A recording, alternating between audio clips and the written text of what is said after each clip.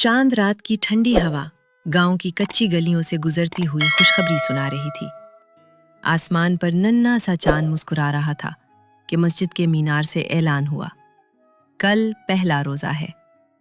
पूरे गांव में खुशी की लहर दौड़ गई।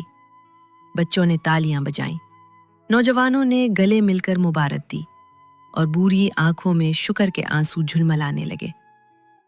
गांव के बीच रहने वाली बूढ़ी अम्मा सबसे ज्यादा खुश थी, हाथ में तस्बीह और चेहरे पर नूर। हर साल की तरह इस बार भी उन्होंने इज्तिमाई सहरी का ऐलान किया। वो कहा करती थी, मिलकर खाने में बरकत होती है। रात के आखिरी पहर अम्मा सबसे पहले जागी, वुजू किया, नफल अदा किए और सहन में चूल्हों का इंतजाम शुरू कर दिया। औरतें आटा गूंदने लगी, मर्द लकड़ियां जमा करने लगे।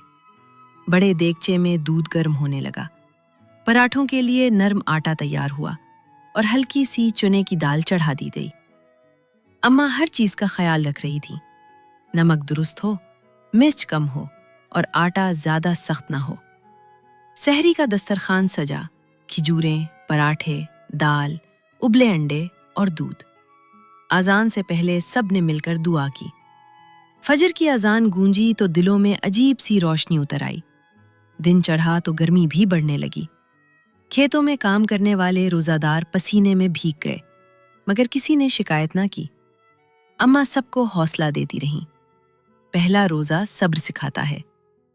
बच्चों को उन्होंने सब्र की कहानियां सुनाई और उनके चेहरों पर नया अज़्म आ गया। असर के बाद इफ्तारी की तैयारी शुरू हुई। चने उबले, फल कटे और पकोड़ों के लिए बेसिन घोला गया। अम्मा ने मुस्कुराकर कहा, घोल न ज्यादा पतला हो न ज्यादा गाढ़ा।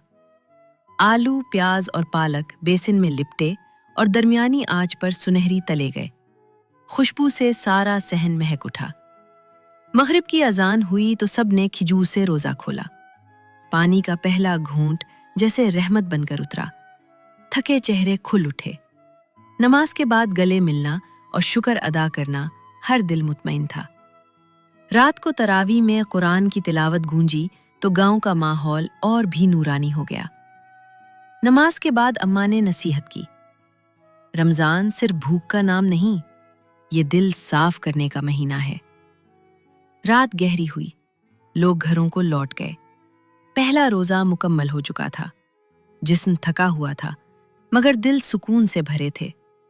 उस दिन गांव ने सीखा, सब्र मीठा होता है, शुक्र ताकत देता है और जब दिल मिल जाए तो सादा खाना भी दावत बन जाता है। पहला रोजा सिर्फ इबादत नहीं था, ये दिलों को जोड़ने का पैगाम था।